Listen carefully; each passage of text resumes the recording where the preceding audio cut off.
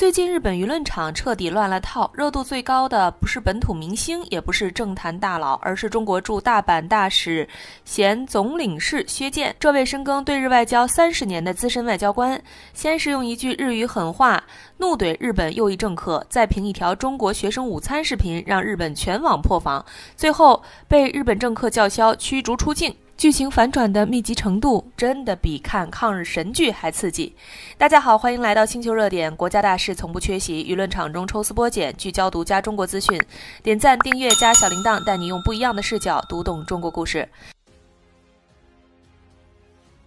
故事的導火索，小編這裡就不再贅述了，我們直接跳過高市早苗的惡心言論。熟悉薛健履歷的人都知道，這位1968年出生的江蘇淮安人是真正的日本通。1992年從北京外國語學院日語系畢業後，他就進入了外交部亞洲司，30多年職業生涯始終圍繞中日關係展開，先後4次派駐日本使館，從隨員一路做到公使銜參贊，2021年起擔任駐大阪大使銜總領事。這樣一位深耕對日外交、向來溫和克制的資深外交官，如今罕見地放出狠話，足以說明高市早苗的言論已經突破了外交底線，觸碰了中國的核心利益紅線。日本政客本想借狠話事件炒作反華情緒，沒想到網友翻薛健過往帖子時，卻被一條中國學生午餐視頻戳中了痛處，上演了全網破防的名場面。這條發布於11月8日的視頻不足30秒，內容再平常不過。中國中學生在食堂有序打飯，打飯阿姨手起勺落，一勺大米飯穩穩扣進餐盤，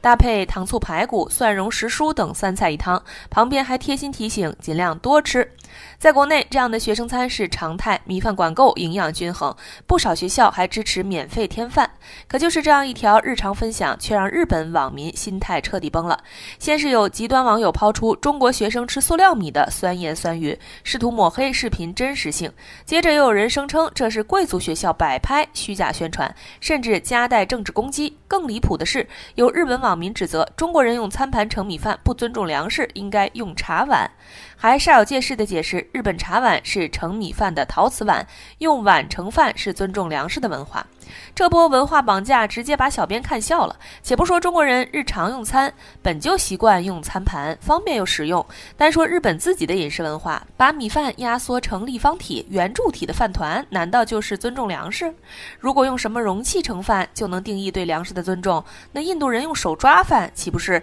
要讓這些日本網民氣到原地切腹？說白了，這些看似講究的指責不過是心酸難言的遮羞布，真正讓他們破防的是中日學生午餐的巨大差距。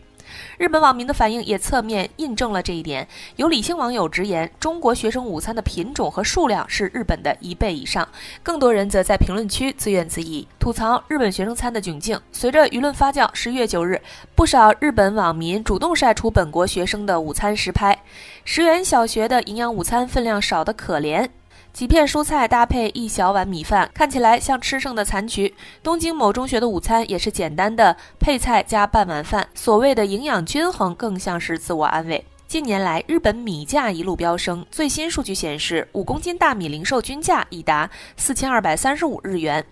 新米售價更是超過5000日元，相當於每斤大米近50元人民幣。為了抑制米價，日本政府不得不将糧倉裡存放多年的谷米、谷米，甚至饲料用陈米投放到市場。這些陈米不僅口感差，部分還因儲存不當生蟲，消費者買回家還得先挑蟲。更諷刺的是，高市早苗所在的內閣日前還宣布，明年將實行大米減產政策。這一決策讓日本農協和糧商喜笑顏開，卻讓普通民眾苦不堪言。主糧減產意味着米價將進一步上漲，本就吃不起新米的日本人，未來可能只能吃更多陳米。作為對比，中國作為糧食自给率超95%的國家，不僅大米價格穩定，還能保障學生餐的充足供應。這種差距讓習慣了發達國家優越感的日本人怎麼接受？眼看大家都在吐槽米價和學生餐，日本大 V 試圖轉移話題，吐槽中國學生校服太土，年輕人都向往日本校服的時尚感。可這波引導根本沒人買賬，反而引發日本網民內訌。先管好自己的米飯再說吧。日本校服又貴又不实用，有什麼可吹的？中國校服樸素大方不攀比，比我們強多了。說到底，日本大 V 不敢直面米價高漲、糧食短缺的現實，只能拿校服這種無關痛癢的話題轉移視線。這種避重就輕的操作，明眼人一看便知。小編也很想問一問，曾經的亞洲經濟第一強國，如今看到中國學生午餐都要羨慕嫉妒恨，這難道不值得日本人反思嗎？在學生餐引發的輿論風波尚未平息時，日本政客持續對薛健開槍，叫囂着要將薛健列為不受歡迎的人，立即驅逐出境。可他們或許沒搞清楚，隨意驅逐他國大使及外交官絕非簡單的外交糾紛，而是可能引發斷交甚至戰爭的嚴重事件。根據1961年的維也納外交關係公約規定，不受歡迎的人指被驻在國要求派遣國召回的外交人員，驻在國可隨時不加說明宣告某外交人員為不受歡迎的人，但通常適用於外交人員敵視駐在國、干涉內政、不尊重駐在國法律習慣或行為不檢等情況。對照這一標準，薛健的言論是對日本右翼政客挑釁的正當反擊。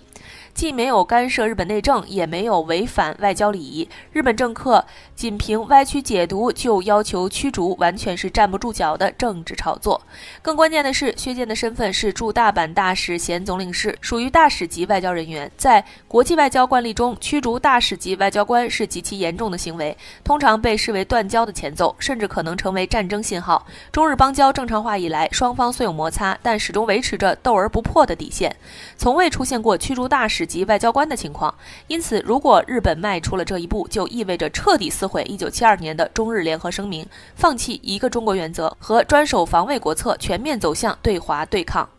日本政客之所以敢如此囂張，或許是仗着有日美安保條約撐腰，認為有七國集團站台，中國不敢把事兒鬧大。可他們忘了，特朗普早就說過，很多盟友其實不算美國朋友。這不，就在高市早苗瘋狂對華挑釁，被中國硬核回懟之際，美國爹直接來了波釜底抽薪，默默撤走了部署在日本的低風中島系統，把日本晾在了尷尬境地。這套被日本寄予厚望的王牌系統是今年9月份美日堅決龍2025聯合演習時高調部署在日本山口縣岩國市的。按照最初約定，演習結束1周後就該撤走，結果硬生生拖到了薛健事件發酵、中日關係緊張的節骨眼上才動手。值得注意的是，這是美國首次在日本部署低風中島系統，此前在菲律賓部署時也是打着演習的幌子，最後賴着不走，長期駐紮。唯獨在日本，美國卻選擇準時收回。要知道，低風中島系統可不是普通裝備，射程高達1800公里，主打對地攻擊。一旦部署在日本，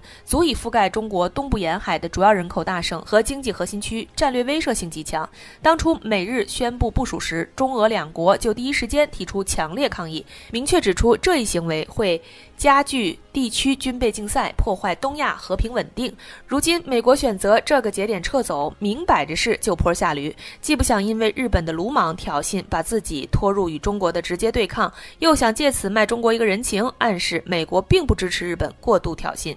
更妙的是，美國這波操作還藏着一起兩用的心思。撤走系統既展示了自己對日本的絕對掌控力，又沒徹底斷絕後路，隨時能以演習、應急等名義重新部署，相當於給亞太地區秀了把肌肉。這波操作把大哥的架子擺得明明白白，也讓所有人看清一個現實：日本在太平洋地區想搞任何動作，最終都得看美國的臉色。所謂的自主外交不過是自欺欺人。當然，也有人猜測這是美日在演雙簧，日本負責挑釁試探中國底線，美國負責幕後操控節奏，既給中國施壓，又不至於徹底撕破臉。但無論是不是雙簧，有一個事實無法改变，日本想靠挑釁中國在亞太地區拉攏人心的算盤已經快打不響了。台灣省的一項民調顯示，當地民眾對美國的信任度正在持續下滑，尤其是俄烏之後，烏克蘭被美國畫餅衝擊，最終陷入戰火泥潭的悲慘遭遇，讓不少台灣人感到寒心。有意思的是，台灣民眾對日本反而抱有更高信任，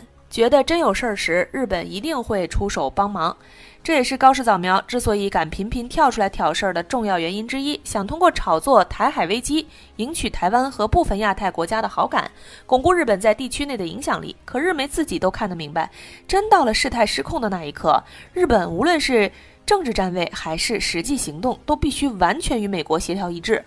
根本不可能單獨承擔介入台海事務的巨大壓力。美國這次撤走低風系統，就是在赤裸裸地揭露這層邏輯，告訴台灣民眾和亞太各國，誰才是日本背後真正的實力來源，誰才掌握着地區局勢的話語權。